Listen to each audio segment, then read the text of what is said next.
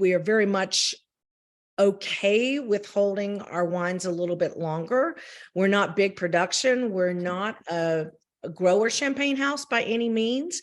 We're just over the hump, if you will, as a boutique champagne house.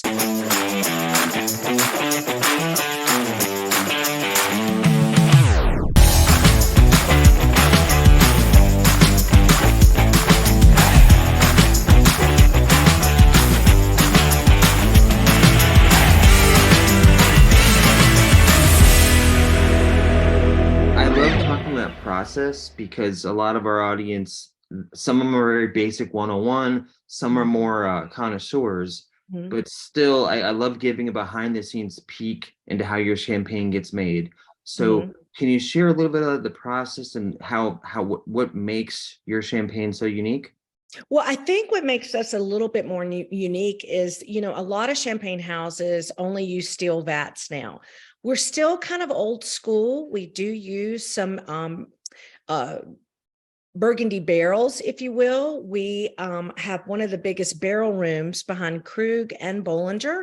We have about 1,200 barrels that we use. So for instance, our Grand Assemblage, which happens to be our Brut non-vintage, if you will, we age 20% of the Chardonnay that we use in that blend. We age it for 2 years in Burgundy oak barrels.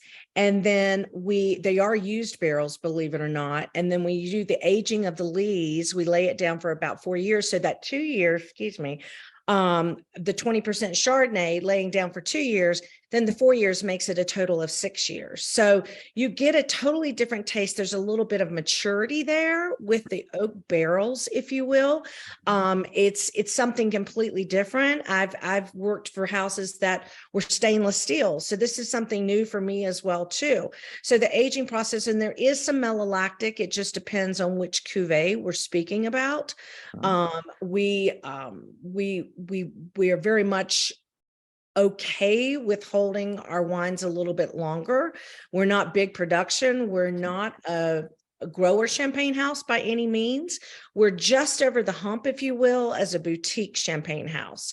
We're just getting started here in the United States. Of course, our biggest production and where we sell the most champagne is in France, but opening up the United States, it's tough to build a champagne brand in the US, to believe it or not. It takes a lot of money, a lot of effort to build a champagne brand, and that's not the easiest thing to do, especially when you have a giant that we all know who it is, and they own about 73% of the total market here in the US.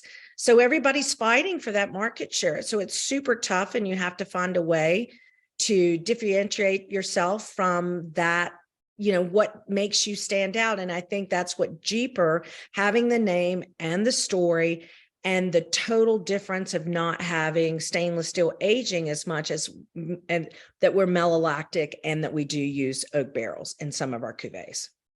I really appreciate that. That's, one of the reasons I wanted to talk to you is a few weeks ago when I had the chance to actually taste through the bottles.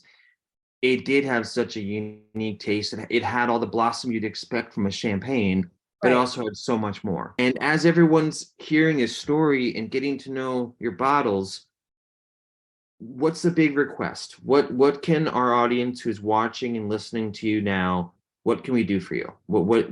How can we help Jeeper?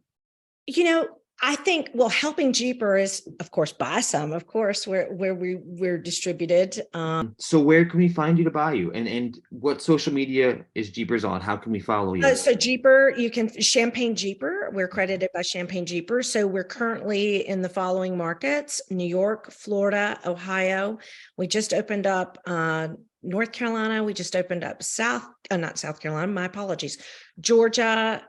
We are opening up Colorado. I'm just waiting on some compliance issues. It's 50 states with 50 different laws, and that's how we have to adhere to everything. So it just doesn't happen overnight. Nevada, we are opening up in California. So there's a lot to be done. Our most vibrant market at the moment is Florida. We have incredible distributor in South Florida. He's a small distributor and he happens to be French, and his passion is just amazing. He's excitable and he loves what he does. And I have some great friends down in Florida that have been great for us. I'm going to take the chance to mention one of them, Virginia Phillips, who happens to be a master sommelier that runs the Breakers Hotel, along with the other people that are on her team, Juan Gomez and one other young man. And they're pouring the Grand Assemblage by the glass at the Breakers. Wow. So we're super excited about that. Like I said, open your mind, open your heart. You know, champagne is very emotional. So I think there's the connection with that as well.